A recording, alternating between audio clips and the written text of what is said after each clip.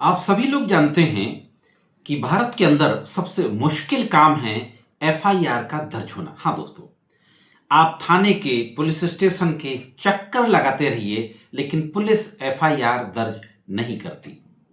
यह सवाल अक्सर पूछा जाता है कि आखिर पुलिस एफआईआर आसानी से दर्ज क्यों नहीं करती। मैंने काफी पहले इस संबंध में एक वीडियो बनाया था, आई बटन में आपको उसका लिंक मिल जाएगा, जिसमें मैंने कुछ कारणों पर चर्चा की थी और उसमें बताया था कि आखिर एफआईआर पुलिस के द्वारा आसानी से क्यों नहीं दर्ज की जाती। आप उस वीडियो को लिंक क्लिक करके आई बटन में देख सकते हैं। आज के मैं इस एपिसोड में बात करने जा रहा हूं कि एफआईआर दर्ज करने से संबंधित लॉ क्या है, कानून क्या कहता है। और अभी हाल ही में 10 सितंबर 2025 को सुप्रीम कोर्ट के द्वारा एफआईआर को दर्ज करने के संबंध में एक बहुत ही लैंडमार्क फैसला दिया गया है। तो देखेंगे कि इस फैसले में सुप्रीम कोर्ट ने क्या कहा है।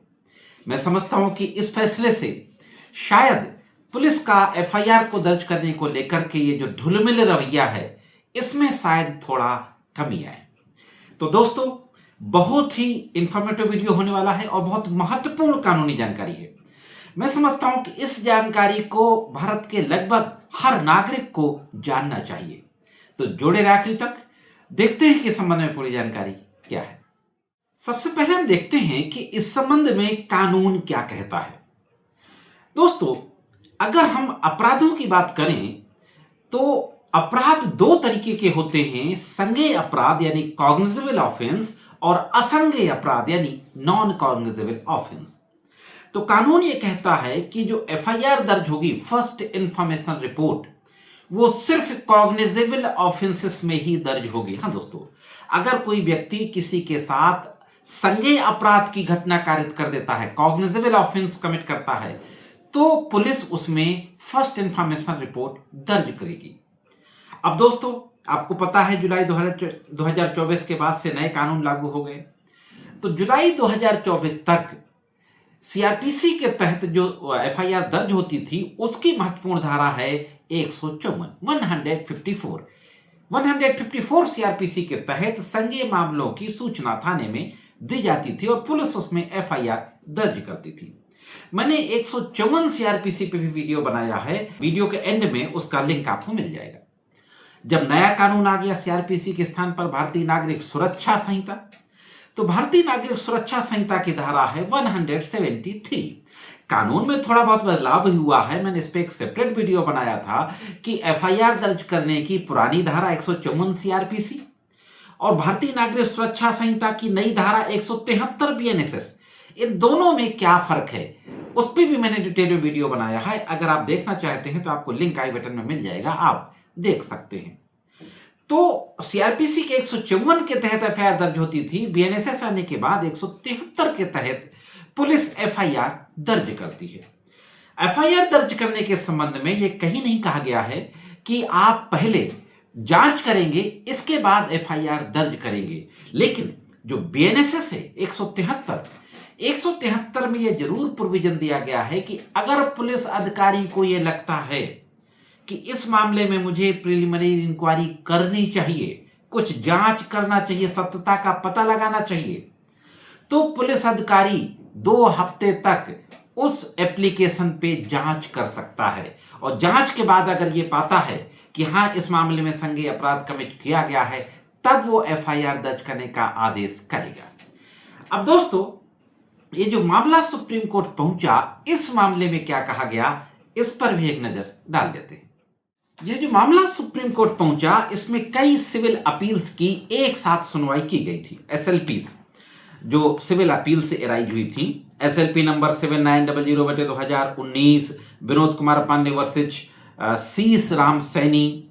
एक एसएलपी नंबर है 10495/2019, ये भी विनोद कुमार पांडे वर्सेज शीश राम सैनी है।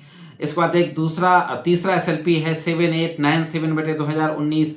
तो ये तीनों एसएलपी को एक साथ, एक और एसएलपी है 10508/2019, तीनों एसएलपी की एक साथ सुनवाई हुई थी। और अभी 10 सितंबर 2025 को सुप्रीम कोर्ट के जस्टिस पंकज मित्तल और जस्टिस प्रसन्ना बी वराले की खंडपीठ के द्वारा सुनवाई करके एक महत्वपूर्ण फैसला दिया गया।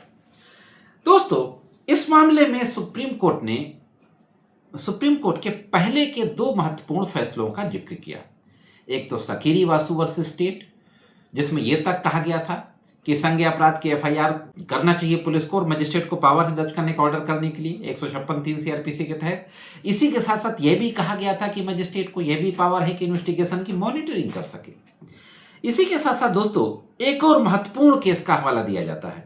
रमेश कुमारी बनाम राज, एनसीटी ऑफ दिल्ली 2006 का मामला था। ये पूरी डिटेल दोनों केसेस की आपके स्क्रीन पर है। इसमें यह कहा गया था कि अगर प्रथम दृष्टया संज्ञेय अपराध एप्लीकेशन से डिस्क्लोज होते हैं, जो तहरीर प्रार्थना पत्र जो दिया जाता है थाने में, अगर प्रार्थना पत्र में लिखी हुई बातों से प्रथम दृष्टया संज्ञेय अपराध परिलक्षित होते हैं, डिस्क्लोज होते हैं, तो एफआईआर दर्ज करने में देरी नहीं करना चाहिए। ये संवैधानिक जिम्मेदारियों का निर्वहन करना चाहिए। अगर एफआईआर दर्ज नहीं होती तो संवैधानिक जिम्मेदारियों का उल्लंघन होगा। अदालत ने कहा कि पुलिस का कर्तव्य है कि वह सूचना दर्ज कर उसके बाद जांच प्रक्रिया के दौरान तथ्यों की पुष्टि करे।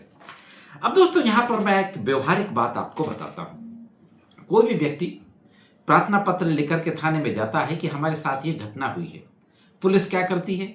ठीक है, एप्लीकेशन दे दो, हम जांच करेंगे। जांच के नाम पे महीनों साल तक कभी कभी दौड़ना पड़ जाता है आदमी को पुलिस स्टेशन, पीड़ित व्यक्ति को। तो इस संबंध में सुप्रीम कोर्ट का यह फैसला बहुत महत्वपूर्ण है। सुप्रीम कोर्ट ने कहा, जस्टिस पंकज मित्तल और जस्टिस प्रसन्ना बी की खंडपीठ ने, मैं आपको यहां पर यह भी बता दूं कि यह इस मामले में दिल्ली हाईकोर्ट के द्वारा दिल्ली के पूर्व पुलिस कमिश्नर नीरज कुमार और एक इंस्पेक्टर विनोद कुमार पांडे के खिलाफ दिल्ली हाईकोर्ट ने एफआईआर का ऑर्डर किया था। मामला 2000 का है।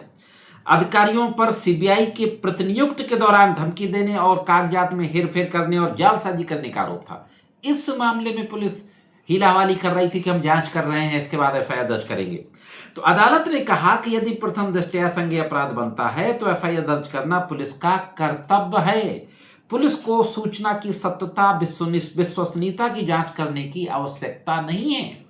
महत्वपूर्ण बात कोर्ट ने कही कि अरे भाई, ये तो विवेचना का विषय है।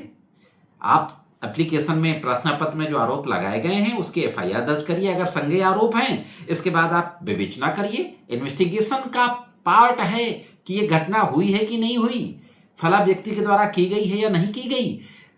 यह विवेचक का विषय है, विवेचना के दौरान किया जाने वाला कार्य है। सत्यता का पता लगाना पहले जरूरी नहीं है। खंडपीठ ने स्पष्ट किया कि भारतीय दंड प्रक्रिया संहिता 254 के तहत संज्ञेय अपराध की सूचना मिलने पर एफआईआर दर्ज करना पुलिस बाध्यता है। एफआईआर दर्ज करने के बाद ही जांच और सत्यापन की प्रक्रिया शुरू होती है। यदि पुलिस एफआईआर दर्ज करने से पहले शिकायत की सच्चाई परखने लगे तो यह न केवल कानून के विरुद्ध होगा बल्कि पीड़ित को न्याय पाने के अधिकार का भी उल्लंघन होगा। हाँ दोस्तों, पीड़ित के न्याय पाने के अधिकार का उल्लंघन होगा। इस फैसले का महत्व इसलिए और बढ़ जाता है क्योंकि कई बार पुलिस एफआईआर दर्ज करने से बचने के लिए शिकायतकर्ता को यह कहकर टाल देती है कि उसके आरोपों की जांच नहीं की गई, सत्यापित नहीं किया गया। सुप्रीम कोर्ट ने स्पष्ट किया कि ऐसा व्यवहार न्याय प्रणाली और कानून के प्रशासन के विपरीत है। न्यायालय ने दिल्ली हाईकोर्ट के आदेश को बरकरार रखते हुए दिल्ली हाईकोर्ट के आदेश को चैलेंज किया सुप्रीम कोर्ट में। जाहिर है, पुलिस के खिलाफ एफआईआर का ऑर्डर था तो पुलिस वालों ने चैलेंज किया होगा। तो दिल्ली हाईकोर्ट के ऑर्डर को बरकरार रखते हुए कहा कि मामले में दर्ज एफआईआर की जांच आगे बढ़ेगी और कानून के अनुसार आवश्यक कार्रवाई की जाएगी। यह निर्णय न केवल पुलिस की जिम्मेदारी दोहराता है बल्कि आम नागरिकों के लिए यह आश्वासन भी देता है कि उनकी शिकायतें दर्ज होंगी और कानून के अनुसार जांच की जाएगी।